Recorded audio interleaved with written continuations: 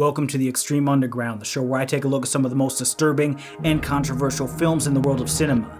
Today we'll be talking about Masters of Horror, Imprint.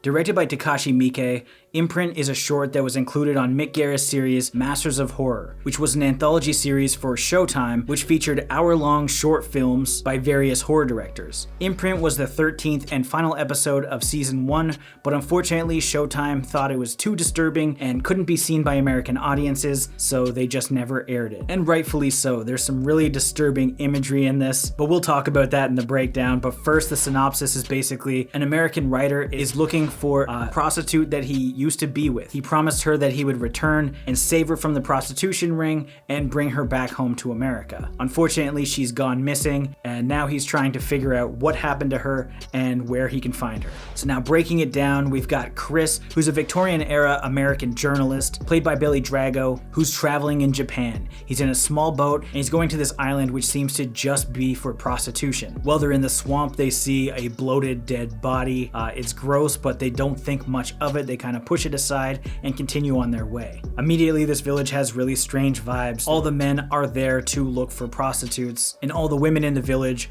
are in cages, like begging for money. But Christopher can see somebody in the back that isn't begging for money, and he's immediately intrigued. It's revealed that he's looking for Komomo. Like I said, it was a past lover that he promised he would bring back to America. This really strange, weird, pimp-type little person approaches him and says that he has to spend the evening here and he has to choose a woman to go back with him. So he chooses the girl in the back that wasn't begging. There's some narration from Christopher as he explains some of his love. He states that Komomo was just a whore that he fell in love with, and so now he's been traveling brothel to brothel to try and find her to no avail. The woman that he's chosen now comes into the light, and you can see that she's disfigured. She's been scarred since she was born. She says that she stays in the back because the ones that are reaching out and grabbing are just lost souls, and that she's different. And then she starts to freak out and pretend like there's a lost soul right behind Christopher. Look, they're here!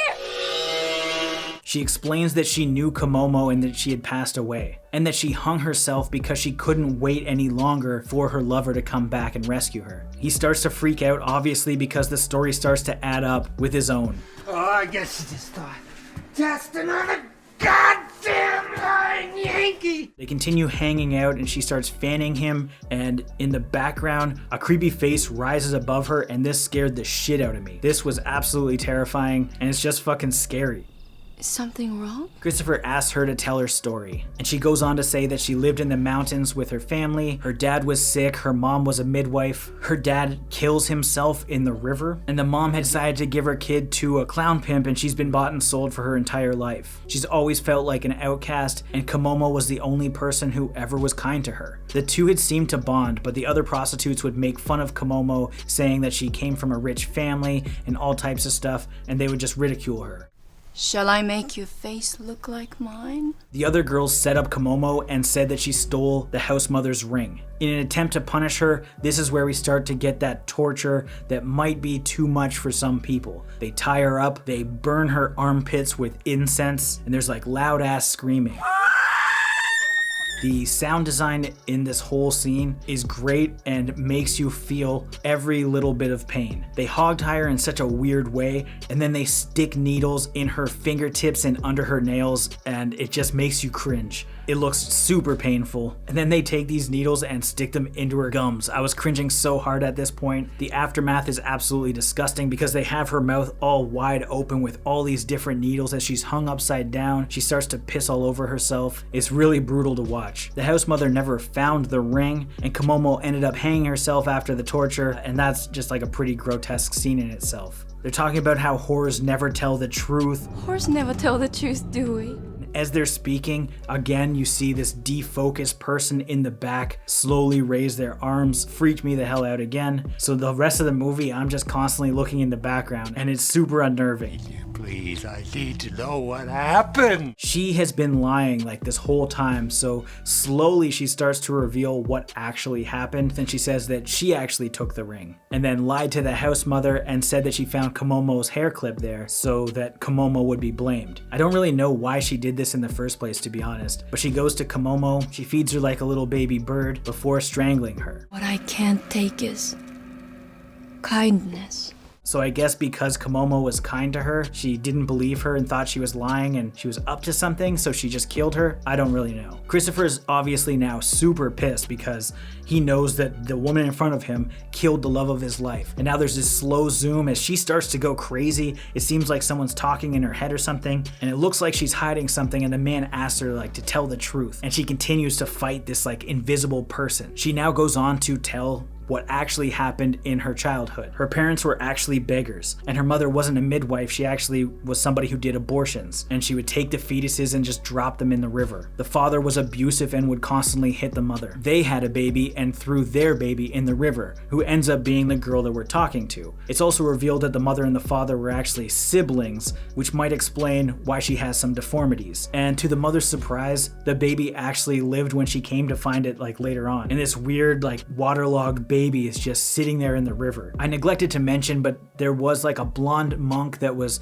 talking to her as a child in her fake past history. So in her real past, he basically says like, you're going to hell because you're helping with abortions. Because we find out like as she grew, she began to help out and dump the babies into the river for her mother, which helps to explain why she's an outcast, because she's doing such fucked up things. It's not just because of her looks, it's because she's literally walking around with a basket full of fetuses. That's fucked. So the local kids just stone her and they hate her. Once again, the dad beats the mother, and he approaches the young girl probably with rapey intentions, but it doesn't show that. When the father goes to piss, she sneaks up all stealth-like with a rock and beats him to death. And if all of this wasn't crazy enough, now we see a hand come out of her head. Back to present day, we can see that she's still fighting with this invisible person. And then we see this hand come out of her head once again, and you can see a mouth and eyes and everything, and it spits the jade ring out. Like, what the actual fuck are we even watching at this point? The girl explains that this is her sister and she's lived with her entire life, and that she's the one who wanted the ring and stole it. So in order to protect her sister, she killed Komomo and blamed it on her. And then he starts having a conversation with this little hand.